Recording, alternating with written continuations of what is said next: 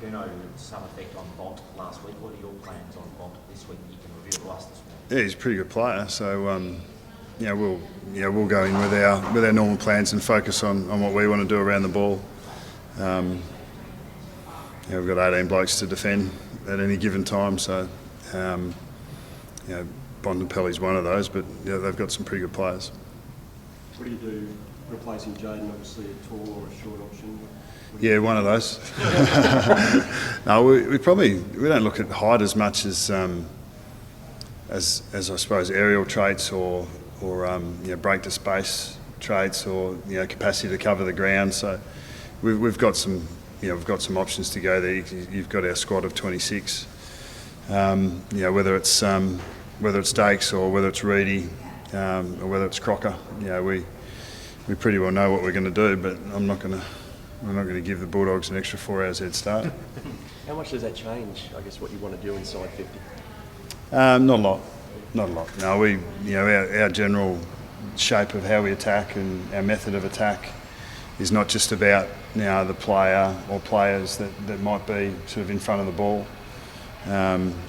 Offense starts obviously with ball in hand, and sometimes you're on the last line of defence. So there's a fair bit of work to be done to move the ball and to give each other the best opportunity to firstly beat defences and then be able to score. So I think we've proven over a long period of time that actually stacks up okay with changing personnel. With competition for spots, Marcus Dakes has obviously had to work hard and been what he worked in the VFL. How impressed have you been with his body of work and his attitude throughout the season? Yeah, his attitude's been first class, and the last month to 5 weeks he's put together a compelling case to play AFL footy. He's AFL ready, there's no doubt about it. So it's been a really impressive block from him, and he's enjoying his footy, and you definitely see that coming out in the way he's going about it.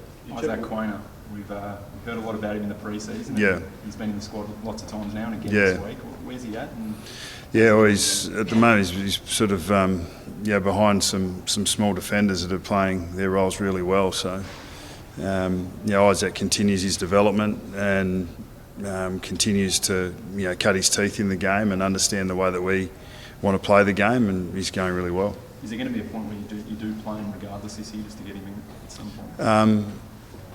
Not regardless, but there will be a point where we'll play him. Yeah. Just in terms of your decision around how you structure your forward line, how much is your opposition, so the Western Bulldogs, play into that decision, or do you give the player the opportunity? Good question. Not as much as you might think. I think it's probably we consider the opponent, we consider the ground, recent form, whether players loads that players have been exposed to or otherwise. But we're still picking the best 22 to win on any given week, but the balance is probably 80 about this game and 20 about discovering something about yourself or exploring something that you think might be better.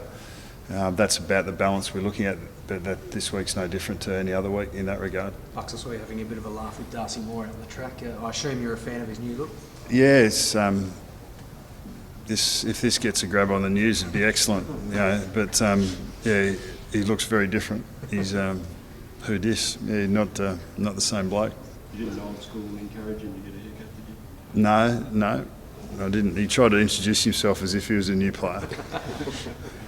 I hope he doesn't lose his talent in the process. I think there's some hope, Bucks, that Tommy Langer's swelling might have gone down. Is there any positive news on that this week, or any update that you can provide us with? Yeah, well, Langers is travelling okay, and it is tracking in the right direction. It doesn't. We don't really have a time frame on it as such, but all of the signs have been that he's the rest and getting off that knee has been positive, and it's there's a possibility of him being able to get back, which there were the initial concerns that it wasn't going to happen this year.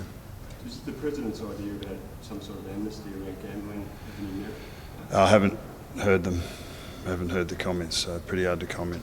What were your initial impressions of the Hawks scoring with 37 to mark Adam Woods' number in the warm-up? I think probably clubs and their playing groups, probably more to the point, are pretty proactive in taking stands in different areas, so I've got not a problem with it.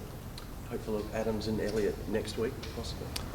Yeah, well, Walshy's gone with available, and they're unavailable this week, and he'll have to tune in to Walshy to find out whether they're one or the other next week. But Billy's travelling really well, and Tay, is coming a bit slower than we would have thought, but he's still doing a fair bit of training. Would he be the obvious replacement, Jamie, if he was available in terms of? So hypotheticals. If he was available, he might be right there, mate. Yeah. He's obviously good. Yeah, well, yeah. I mean, I think he's the best 22 player. So yeah, if I think when he's fit, we'll get him in. Cheers. I was just saying, they troubled you last time, Yeah. the Dogs. Yeah. How do you change things up? Or? No, we think that. I think that the Dogs are a very dynamic, dynamic squad. They can throw things around a lot, and we've witnessed that, in recent years. But their lock and stock trade is around contested ball and being able to outnumber at the ball and be harder and cleaner inside. So that's your primary concern. They've moved the ball very well this year from end to end, so that's another challenge, and we knew we were facing that early in the season in round 4, and we got a little bit better at dealing with that in that game. But that will be those two areas are probably primary challenges for us coming against the Dogs.